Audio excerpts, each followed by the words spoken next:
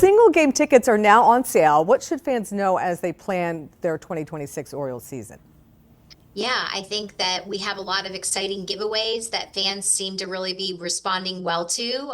As you mentioned, we had a very busy off season. We're still busy, and who knows what's next. But had some great signings. Pete Alonso will be introducing a bobblehead for him. We also introduced some cool new promos that every Friday it's Party at the Yard Friday, where people can expect happy hour pricing and music, live music, and just a party atmosphere. And then Sundays, every Sunday home game, fans can expect family Sundays, autograph sessions for the kids, meet and greets with the mascots, and dance party atmosphere. So I think that that was a big thing for families when they're trying to figure out what to do with their kids over the weekend.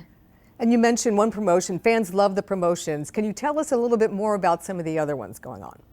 Yeah, absolutely. Well, I'm sure that you saw that we had quite a response to the Tupac bobblehead. I think I already saw a listing on eBay, which I'm not sure how that's happening because the bobbleheads aren't here yet.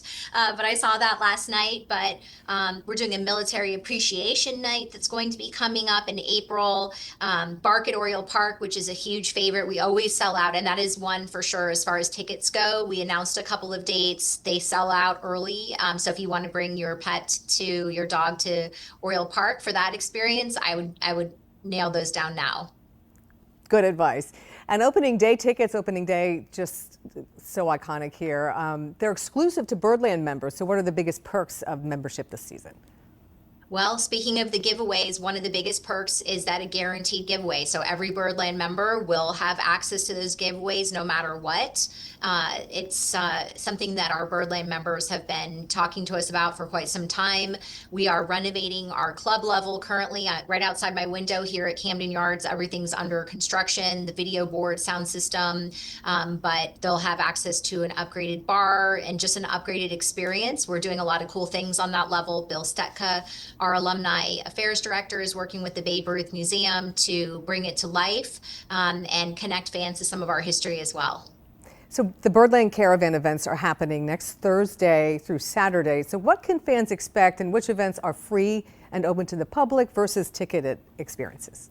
Yeah, and it's good you asked because all of the ticketed experiences are sold out other than the one Thursday evening at the theater, which I believe there's less than 10 available for that currently, and that's the Pete Alonso Albee Q&A.